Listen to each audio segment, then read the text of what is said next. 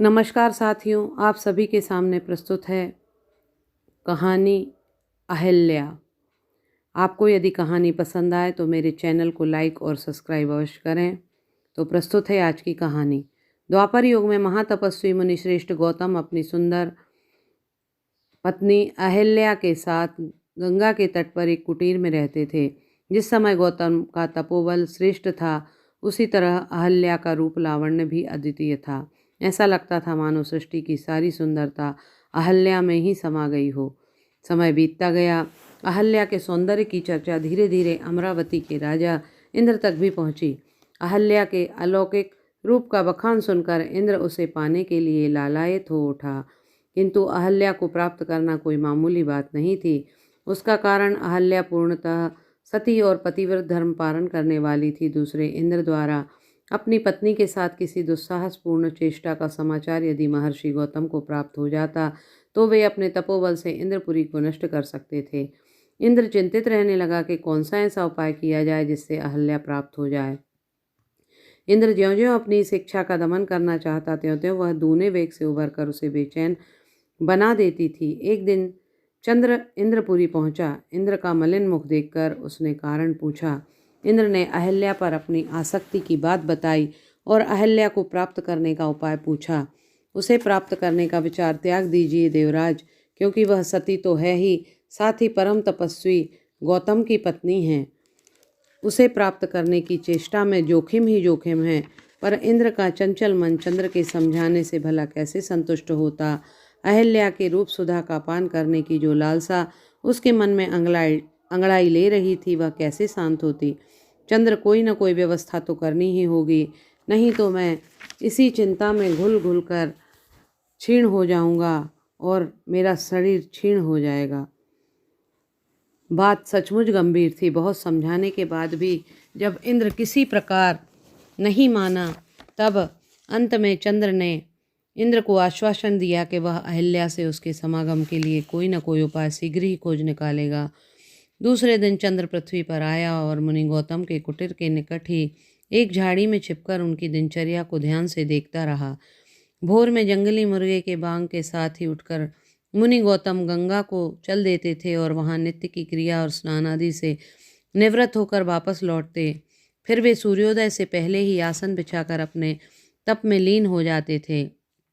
यथा समय अहिल्या उठकर घर के समस्त कार्य करती और संध्या को जब तपस्वी गौतम सूर्यास्त के साथ अपना तप भंग करते तो वह भी पति की सेवा में लीन हो जाती।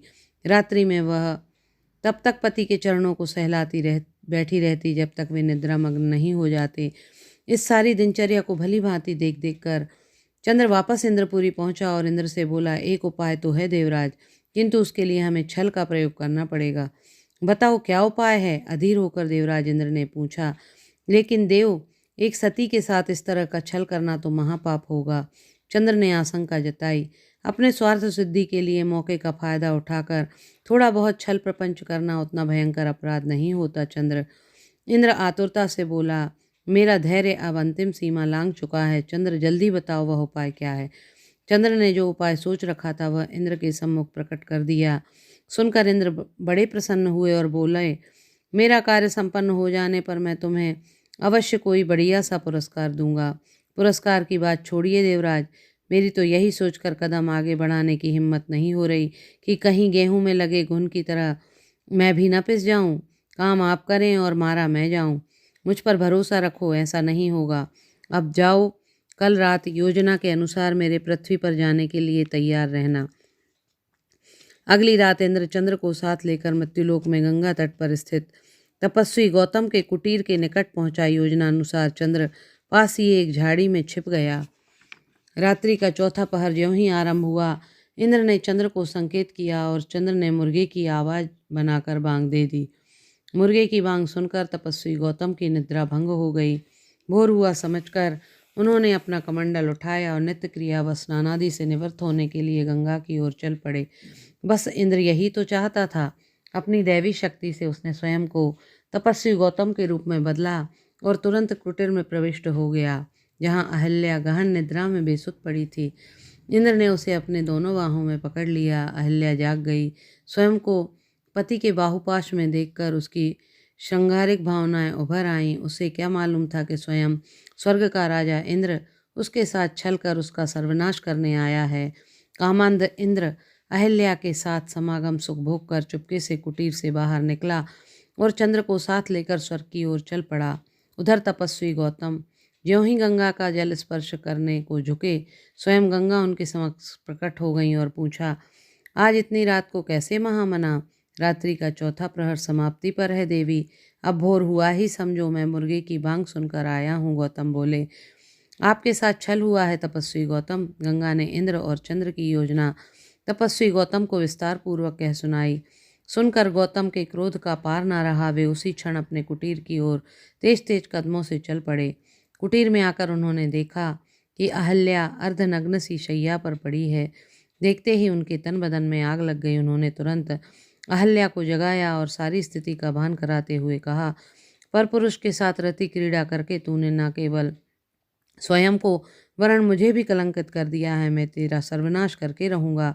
तपस्वी गौतम ने क्रोध से परिचित अहल्या थरथर कांपने लगी और याचना भरे स्वर में बोली, इसमें मेरा क्या अपराध है नाथ?